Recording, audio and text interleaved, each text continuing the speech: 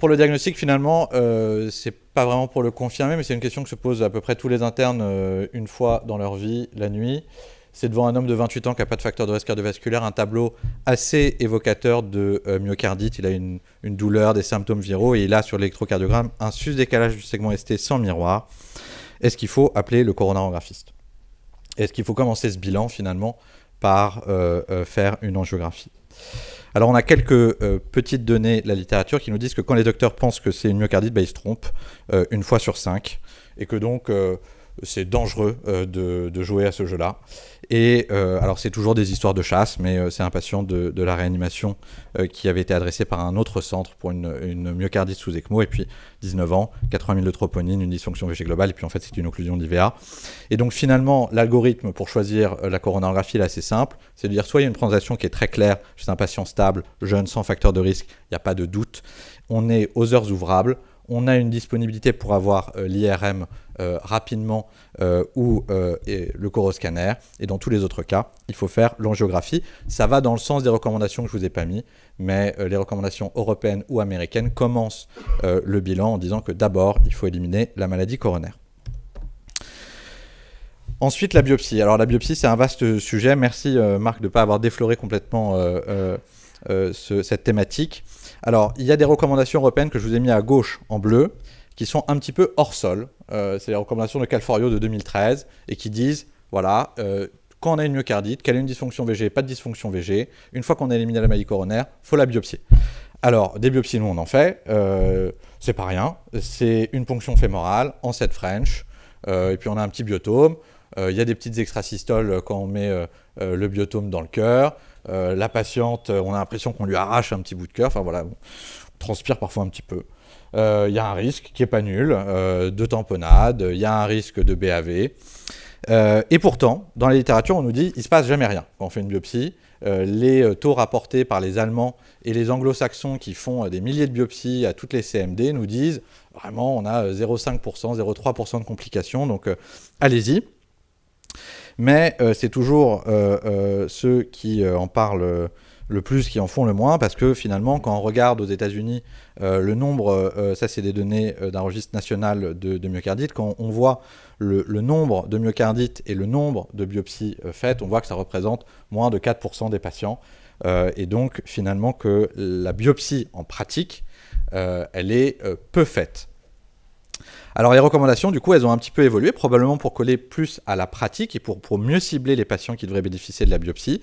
Et donc ça, c'est les guidelines américaines de 2020 sur la prise en charge de la myocardite fulminante, où on dit qu'en gros, quand on a un tableau d'insuffisance cardiaque aiguë inexpliquée qui nécessite un support inotrope ou par assistance, eh bien à ce moment-là, oui, il faut faire une biopsie. C'est un niveau de preuve B, une recommandation de classe 1. Et dans les autres cas, ils mettent l'IRM pour porter le diagnostic de myocardite. Alors ça fait quand même discuter, parce que la biopsie, quand est-ce qu'il faut la faire? Est-ce qu'il faut la faire précocement dès l'arrivée du malade, ou est-ce qu'il faut voir si le malade récupère ou pas? Je pense que c'est un sujet qui n'est pas encore tranché, et on espère que Marc, qui va porter un projet où on va justement étudier la place de la biopsie dans cette myocardite fulminante, va pouvoir apporter une réponse. Alors, il ne faut pas non plus cracher sur la biopsie, parce que la biopsie, ça apporte des éléments de réponse. D'abord, ça nous permet de faire des diagnostics. Vous l'avez vu avec le très beau cas sur la myocardite à éosinophile. Et puis, ça permet également, avec des nouvelles techniques de détection du génome viral, de retrouver des virus qui peuvent éventuellement être traités. Alors, juste pour la petite histoire, les biopsies, elles peuvent se faire à droite ou à gauche. La rentabilité à gauche est bien meilleure qu'à droite.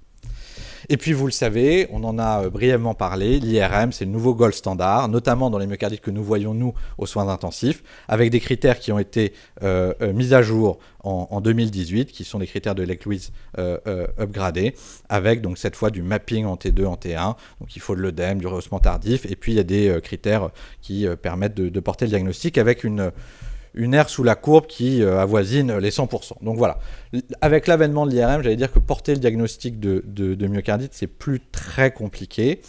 La seule chose, c'est avoir accès à l'IRM, et j'insiste pour tous les internes qui sont là, un patient qui a une suspicion de myocardite, il ne doit pas sortir du service sans avoir eu l'IRM. On a vu trop souvent des comptes rendus en disant probable myocardite, IRM dans 3 semaines, et puis en fait l'IRM revient en disant c'était un infarctus. Pour l'étiologie, je ne vais pas vous faire une liste à la Prévert. Des étiologies, il y en a beaucoup. Il y a des virus, il y a des bactéries, il y a des parasites, il y a des maladies auto-immunes, il y a des médicaments. Vous savez que le médicament qui donne le plus souvent des myocardites, c'est la clozapine.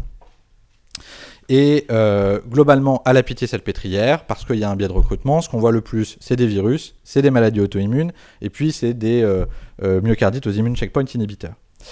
Alors, comment est-ce qu'on fait le bilan étiologique ? D'abord, on peut s'orienter sur la présentation clinique, un peu de bon sens, en fonction du caractère fulminant ou non fulminant. Et puis, je pense qu'il faut parler entre les docteurs, parce que les cardiologues, vous savez, ont une connaissance médicale en médecine interne qui est parfois limitée. Donc, je pense qu'il faut prendre le téléphone, appeler le collègue interniste, dire voilà, j'ai un tableau clinique un peu particulier, qu'est-ce que tu en penses ?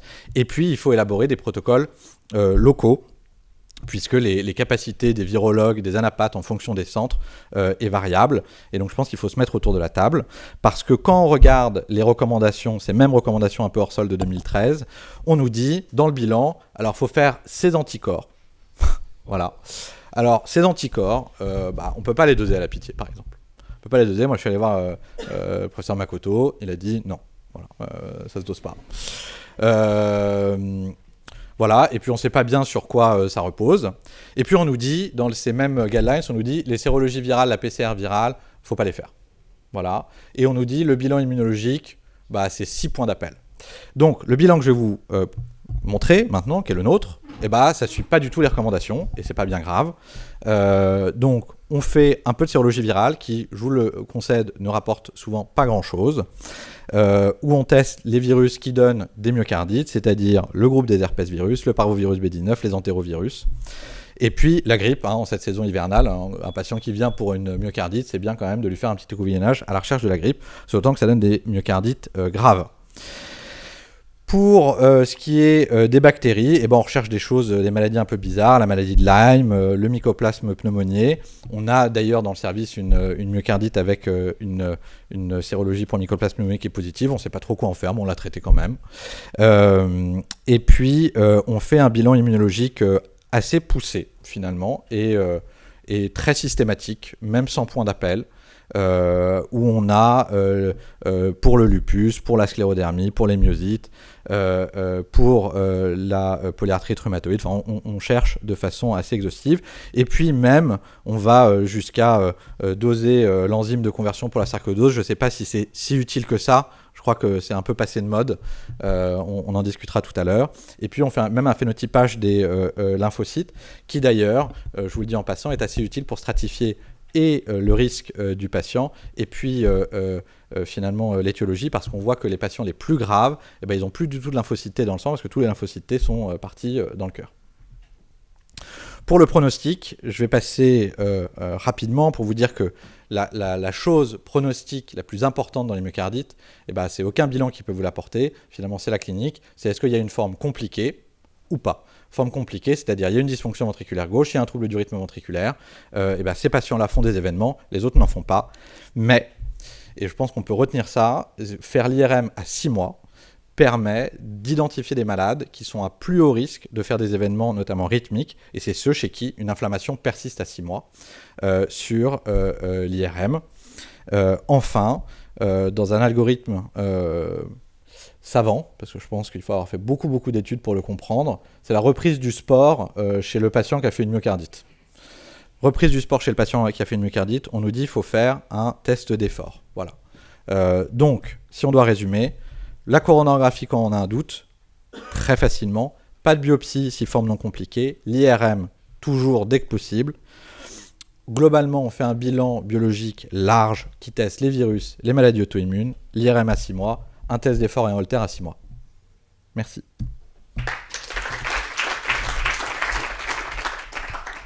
Bon, quasiment pas de PCR au myocardite, mais en ce moment, on fait des PCR pour moins que ça. Hein. Je dis ça, je dis rien. Alors justement, il y a des... Enfin, il paraît, hein, il y a des myocardites à Covid-19. C'est pas encore publié, mais... Ouais. Quand tu dis biopsie pour forme compliquée, les complications, c'est quoi ? Alors, les complications de la biopsie ? Non, quand tu dis tu le fais en cas de myocardite compliquée, Donc, les myocardites fulminantes. Ouais. Et en pratique, toutes, je passe au contrôle de Marc, mais toutes ne sont pas biopsiées. On va dire que c'est celles qui ne récupèrent pas. Les myocardites qui récidivent, même quand il n'y a pas de dysfonction VG, c'est vrai qu'on a été amené à en biopsier.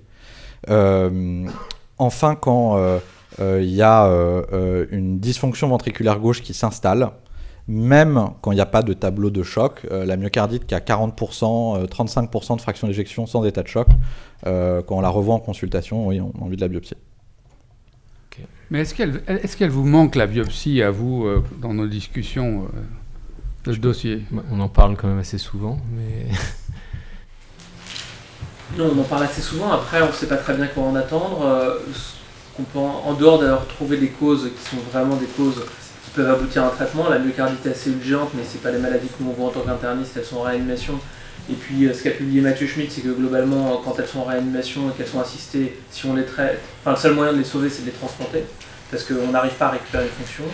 Les myocardites éosinophiles, c'est peut-être la seule situation, mais 75% des cas, on a une hyperéosinophilie sanguine, donc probablement elle n'est pas nécessaire et on peut faire un traitement d'épreuve. Et puis après, pour les myocardites virales, le fait de savoir qu'il y a du parvovirus B19 sur une biopsie, je ne sais pas très bien quelle va être la conséquence. Ouais, alors ça c'est vrai que c'est une bonne question. Qu'est-ce qu'on fait d'un parvovirus B19 dont on pense que d'ailleurs le cœur est un peu son biotope naturel Vous êtes en train de nous dire que ça ne sert à rien, hein? On est en train de vous dire que ça ne sert à rien, sauf que toutes les recommandations internationales disent que c'est... Et ils viennent de ressortir une nouvelle étude là, internationale sur 300 myocardites biopsiés sur 20 ans, en montrant que le côté caractère très pronostique sur les malades de la biopsie endomyocardique, en disant qu'effectivement, quand on trouve une myocardite à cellules géantes, les malades ont un très mauvais pronostic. Mais probablement que... On aurait pu avoir cette information. Oui, mais bon, aujourd'hui, encore une fois, il est fortement recommandé de biopsier tous les malades quand c'est une classe 1. D'accord, mais voilà. Mais est-ce qu'on ne va pas faire plus d'hémopéricarde que de diagnostic avec les biopsies systématiques, hein? Moi, quand même, sans parler des AVC, parce que ça peut arriver, hein. Le petit morceau qui part dans le cerveau ou le petit caillot sur la pince, on connaît. Enfin, je dis ça, je dis rien. Bon, est-ce qu'il y a des questions pour Mathieu? Pas d'autres questions? Si, je crois qu'il y a une question là. Ah, oui, vas-y, Nathan, vas-y. Quand ça se présente comme un ST+, on fait quoi avec les anti-agrégants? Est-ce qu'on pré-traite? Nous, on a eu un cas au tout début du semestre où finalement c'était une masse fulminante avec 6000 de plaquettes et ça l'a coulé d'avoir tout mis. C'était présenté comme un ST+. Qui était garde? il a fini chez nous aussi. Ouais. Non mais quand ça se présente comme un ST+, avec une douleur, un sus-décalage, tu les traites. Enfin, oui, a posteriori, c'est sûr que ça semble être une bêtise. Après, sur le coup, initialement, pas des situations très simples, quoi. Oui, mais Mathieu, l'électro que tu nous as montré, c'est pas celui de l'angiographie qui suit, hein. C'est pas possible, ça. Non, alors celui-là, parce que c'est moi qui ai fait la course, je m'en souviens très bien, il avait un bloc de branche gauche. D'accord, c'est pas l'électro de la dia d'avant. Non, l'électro, celui-là, il a une couro normale. Voilà, ça me va bien. Sur décalage D1, D2. Ouais, mais bon, c'est quand même un électro un peu inquiétant, hein. Moi, je trouve. Il n'y a pas de miroir, je suis d'accord, mais... Sur décalage D1, D2, pour les étudiants, on est mal parti pour l'infarctus. Oui, Lise. Sur le bilan à 6 mois, si jamais, quand est-ce que tu arrêtes totalement les traitements en cas de récupération de la FEVG? Est-ce que s'il reste de la fibrose à l'IRM, tu maintiens un traitement? Alors, personnellement, je les maintiens. C'est-à-dire que je guide l'arrêt des traitements sur le résultat de l'IRM. Mais ça repose sur rien. Voilà. Et tu arrêtes les IEC, tu laisses les bêta-bloquants, tu laisses les deux? Alors, moi, je laisse plus volontiers les bêta-bloquants que les IEC parce que quand on regarde dans les suivis à très long terme de ces patients-là, en fait, ils font des événements essentiellement rythmiques. Voilà, même 4 ans ou 5 ans après. Et donc j'ai plutôt tendance à laisser le bêta-bloquant. Oui. Il y a 2 questions, Françoise. Et allez-y, dans l'ordre que vous voulez. Moi, c'est un commentaire sur les troubles du rythme. Amir Zouagui, il a fait sa thèse là-dessus. Et donc, un patient qui se présente avec des troubles du rythme et une myocardite, il va récidiver, même si il va récidiver dans, je crois que c'est plus de 30% et à plus de 3 mois. Ça veut dire au moment où on estime qu'éventuellement, parce qu'au départ, on ne mettait pas de défibrillateur tout de suite, on mettait des live vests, on contrôlait les IRM, enfin voilà. Et on s'est rendu compte que cette attitude n'était pas du tout logique avec la série qu'il a faite. Et donc, quand un patient arrive avec une myocardite et des troubles du rythme, il faut lui mettre un DEF. Même guéri de myocardite, il fera des troubles du rythme, c'est ça que tu dis? Oui, exactement, c'est exactement ça. Et c'est très bien montré, il y a une publication il y a 24 heures ou 48 heures dans le JACC sur ça, c'est une série unique de myocardites qui font des troubles du rythme ventriculaire, où ils ont des myocardites guéries et des myocardites dites actives, où ils montrent qu'il y a des morphologies différentes d'arythmie en fonction du stade aigu, enfin actif ou guéri, où ils décrivent donc des arythmies ventriculaires plutôt polymorphes dans les phases actives et aiguës, et des arythmies plutôt monomorphes dans les phases chroniques. Et les deux populations, de toute façon, récidivent. Et la récidive, en effet, c'est exactement les chiffres que tu viens de donner, c'est entre 30 et 40% je me souviens plus de la durée du suivi, c'était, je pense, 5 ans. Mais... Voilà. Je voulais savoir, la recherche du chromostomes, je crois qu'en vrai, ils sont assez systématiques. Oui, c'est vrai. J'ai pas parlé du scanner, alors c'est très juste. J'ai pas mis le scanner dans le bilan, et c'est vrai qu'en réanimation, je pense que vous le faites quasi systématiquement. On le fait pas du tout systématiquement, nous, en musique, parce que je pense qu'on n'a pas les mêmes présentations. Ce qu'on a, c'est des STEMI-like. Ce qu'ils ont, c'est des insuffisances cardiaques aiguës. En fait. Mais est-ce qu'on peut avoir une myocardite sur un FEO qui est plutôt... Eh ben, personnellement, j'en ai pas vu en musique. Il y en a chez les patients de réa. Je pense qu'il faut l'avoir au moindre doute clinique et il faut y penser en tout cas. Ça, c'est une certitude. En fait, plus que le scanner, on peut le diagnostiquer à l'échographie cardiaque. Ouais. Vous regardez entre le rein et le foie. Si vous voyez une masse, même de 2-3 cm, quasiment la totalité des FEO qu'on a eu en réanimation, on les a diagnostiqués à l'écho du malade. C'est des beaux FEO, ça, hein. C'est des malades qui arrivent avec une belle insuffisance cardiaque. Émilie. Mathieu, quand est-ce que tu arrêtes de contrôler l'IRM? Tu vois, s'il y a 6 mois, il reste de la fibrose, est-ce que tu recontrôles? Moi, je le recontrôle assez facilement, mais j'ai un biais qui est que j'ai envie de voir ce que ça donne. Mais moi, je les recontrôle facilement de façon à 1 an, et puis après, tous les 2-3 ans. Et puis après, j'arrête. De toute façon, ils arrêtent de venir à un moment donné dans nos marins. Il n'y a pas de sanction thérapeutique, là? Bah si, parce que la sanction, je pense que s'il reste une cicatrice dans les myocardites, je pense qu'ils sont exposés à un risque rythmique. Donc on les garde sous bêta-bloquant ou on leur colle le DAI s'ils ne l'ont pas déjà.